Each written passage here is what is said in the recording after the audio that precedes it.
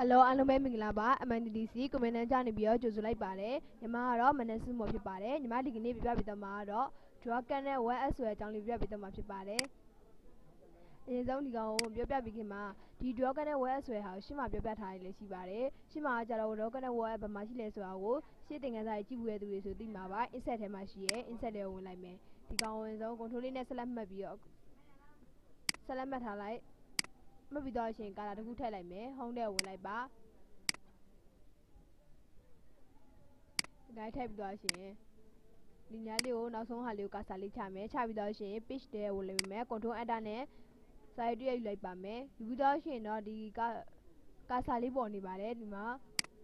စာလုံးဆက်ကိုလည်းတေးပြလိုက်မယ်တေးပြီးတော့ရှင်တော့စာလုံးဖောင်းယူလိုက်ပါမယ်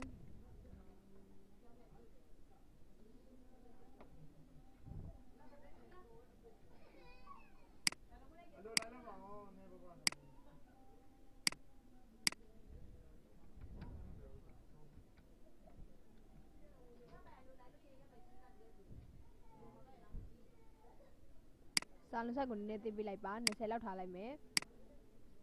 အနက်အောင်လေးထားပြလိုက်မယ်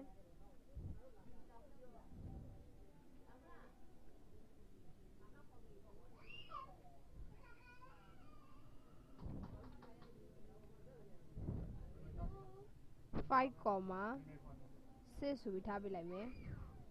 sorry 5,3ပဲထားပြလိုက်ပါမယ်အနောက်ခောက်ပြီးရဆိုဒီမှာစာလေးရလာပြီဖြစ်တယ်စာလေးရလာပြီဆိုလို့ရှိရင်တော့ကိုလိုရတဲ့ပိုင်းလေးကိုပဲယူပါမယ်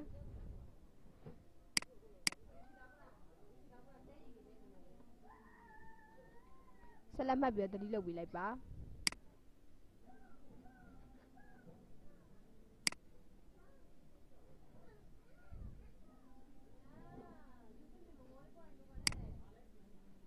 ဒီလိုအပ်တဲ့ပိုင်းလေးကိုပဲဒီမှာဆက်လက်မှတ်လိုက်ပါမယ်ပထမဆုံးစာလုံးလို့ဆက်လက်မှတ်ပြီးတော့ရှင်တော့ insert ထဲဝင်လိုက်ပါ insert ထဲမှာရှိရဲ dragon ဆိုတဲ့နေရာလေးမှာ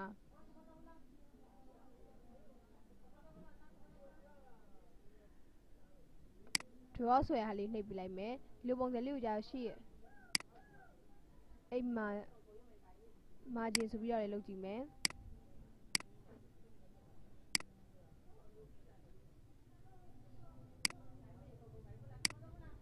ဒီဟာကိုပြန်ပြီးတော့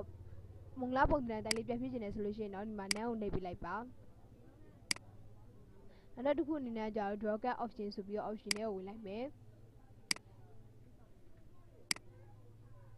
ဒီညာလေးကိုတတ်မှတ်ပြလိုက်ပြီးတော့ရှင်တော့ okay ကိုနှိပ်ပြလိုက်ပါ okay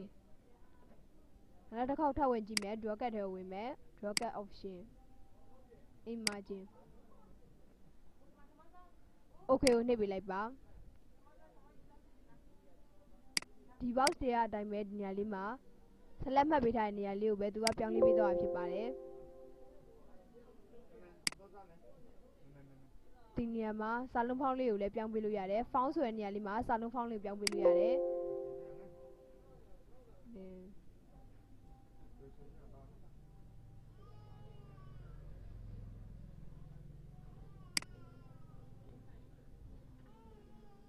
line to draw ဆိုတဲ့နေရာလေးမှာကိုကဒီဟာလေးကိုဘယ်နဲ့ကြောင်းမြောင်းလေးမှာထားခြင်းလဲထားခြင်းတဲ့နေရာလေးမှာဒီမှာ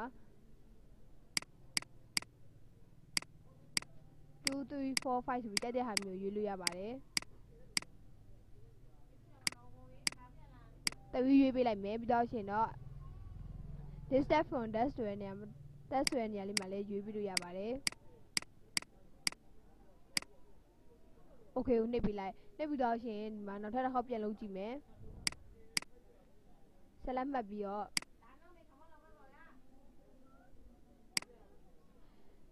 ခုနကတော့ငါ draw cut ဆိုရဲ draw cut option ဆိုတဲ့နေရာလေးမှာ line to draw ကို3ရေးထားတဲ့အတွက်ဒီနေရာလေးမှာ3ချောင်းကိုပဲသူကလုတ်ပြပေးတော့ဖြစ်ပါတယ်နောက်ထပ်တစ်ခုထပ်မှတ်ကြည့်လိုက်မယ်5ဆိုပြီးရေးပေးလိုက်ပါ okay ဒီမှာစာကြောင်းလေး5ချောင်းကိုသူကသတ်မှတ်ပြီးတော့ဆက်လက်မှတ်ပြီးတော့လုပ်ပေးတော့ဖြစ်ပါတယ်နောက်တစ်ခါထပ်လုပ်ပြပါမယ် draw cut option တွေကိုဝင်လိုက်မယ်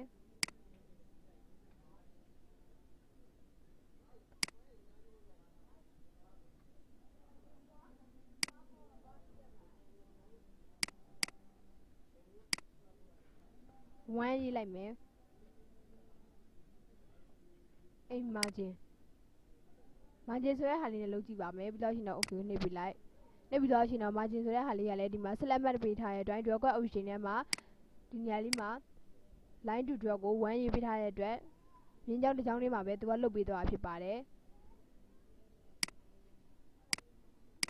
အိမ်မာဂျင်ဆိုတဲ့နေရာလေးမှာ line to draw ကို3လောက်ပေးလိုက်မယ်3လောက်ပေးပြီးတော့ရှင်ဒီမှာနောက်ထပ်တစ်ခေါက်ထပ်လုပ်ကြည့်လိုက်မယ်စာလုံးဖောင်းလို့ကြတော့ကြာနေတက်တဲ့ပုံစံမျိုးရွေးပြီးလို့ရတယ် okay ကိုနှိပ်ပေးလိုက်ဒီမှာစာကြောင်း3ကြောင်းလေးပေါ်မှာ select မှတ်ထားတဲ့ပုံစံလေးကစာလုံးလေးက draw ကပုံစံမျိုးလုပ်ပေးသွားတာဖြစ်ပါတယ်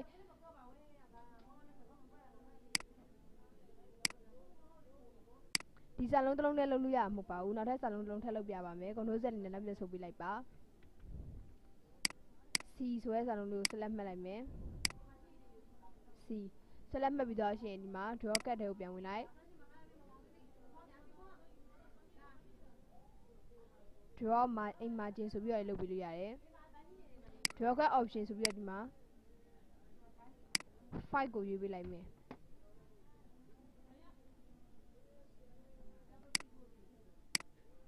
nan draw margin ဆိုပြီးတော့ဒီနေရာလေးမှာ position ဆိုတဲ့နေရာလေးမှာ3နေရာရှိပါတယ်ကိုကြိုက်နေတဲ့ပုံစံရွေးပေးလို့ရတယ် okay စာကြောင်းကဒီနေရာခုနကတော့ draw cut option ဆိုတဲ့ box လေးမှာ line to draw ကို5ရွေးပေးထားတဲ့အတွက်စာကြောင်း9ကြောင်းပေါ်မှာသူက select မှတ်ပေးထားတဲ့စာလုံးလေးကိုအကြည့်လုပ်ပေးသွားတာဖြစ်ပါတယ်နောက်တစ်ခုအနေနဲ့ကျတော့ဒီနေရာမှာရှိရဲ့ web app လေးနဲ့ရေးကြည့်မယ်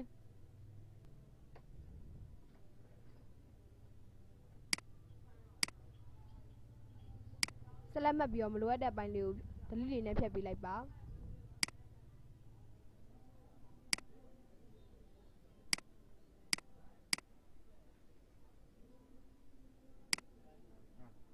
ညလေးမှာကာစာလေးကိုဒီမှာစာလုံးစိုက်ကုန်နဲ့တေးပေးလိုက်မယ်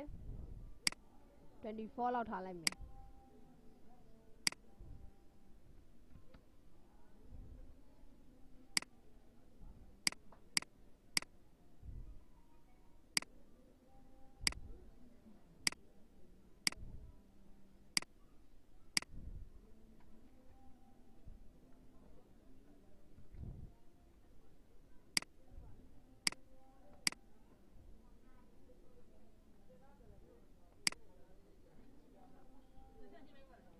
insert ထဲကိုဝင်လိုက်ပါ insert ထဲမှာရှိရဲ web app ဆိုတဲ့ဟာလေးကိုဒီနေရာမှာဒီကောင်ကိုမိတက်တဲ့မျိုးပုံစံလေးကိုအကြီးသေးလုပ်ပေးလို့ရတယ်အလျာလိုက်ထားခြင်းလားဒေါင်လိုက်ထားခြင်းလားကြိုက်တဲ့ပုံစံကိုလုပ်ပေးလို့ရပါတယ်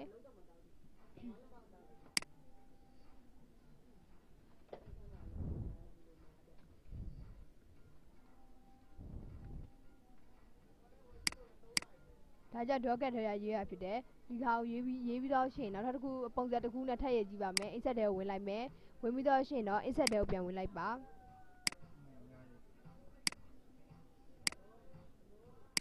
ညာလေးကနေပြီး rotate လှည့်ပြီးလို့ရတယ်ကျန်တဲ့ပုံစံမျိုး rotate ကိုလှည့်ပြီးလို့ရပါတယ် control z နဲ့နောက်ပြန်ဆုပ်လိုက်မယ်ဆုပ်ပြီးတော့ရှင်တော့နေရာမှာ control z insert ထဲကိုပြန်ဝင်ပြီးတော့မှ insert web app ထဲမှာဒီပုံစံလေးကိုယူလိုက်မယ်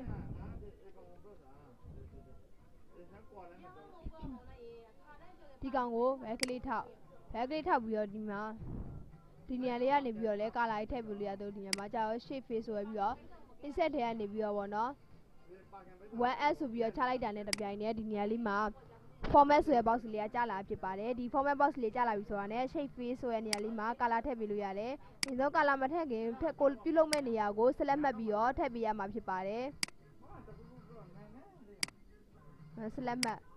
လော online ပုံစံလေးကိုထားခြင်းနဲ့ဆိုလို့ရှိရင် wait ဆိုတဲ့နေရာလေးက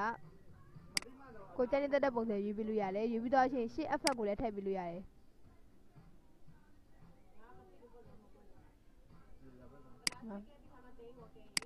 ပုံစံလေးမျိုးလုပ်ပေးလို့ရပါတယ်နော်ဒီနေရာလေးမှာလုပ်တာလည်းမကပဲနဲ့အဝဲကလေးထောက်ပြီးတော့ format shape ဆိုတဲ့နေရာလေးမှာလည်းဒီမှာလုပ်ပေးလို့ရတယ်ပုံတစ်ပုံထည့်ကြည့်လိုက်မယ်နော်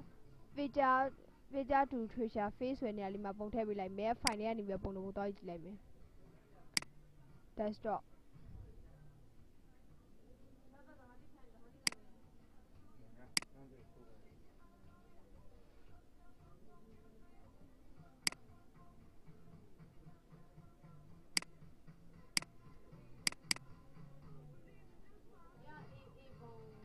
ပုံလေးကိုယူလိုက်မယ် insert ကိုနှိပ်ပေးလိုက်ပါ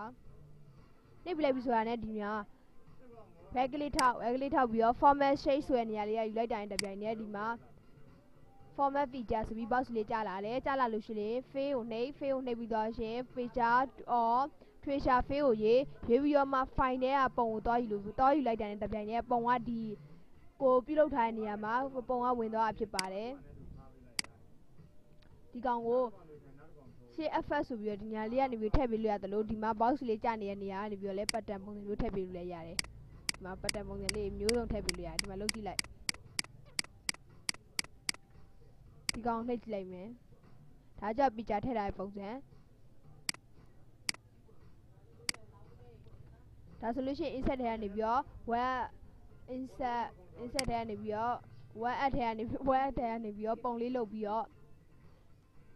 feature လေးထည့်ပေးတတ်မယ်လို့ထင်တယ် docker နဲ့ web ကိုလည်းပြုလုပ်တတ်မယ်လို့ထင်ပါတယ်ဒီသင်ခန်းစာလေးကိုကြားနေတတ်တယ်ဆိုလို့ရှိရင်တော့ like and subscribe လေးလုပ်ထားပေးပါဦးနော်ကြည့်ရှုပေးရတဲ့အတွက်လည်းအားလုံးကိုကျေးဇူးတင်ပါတယ်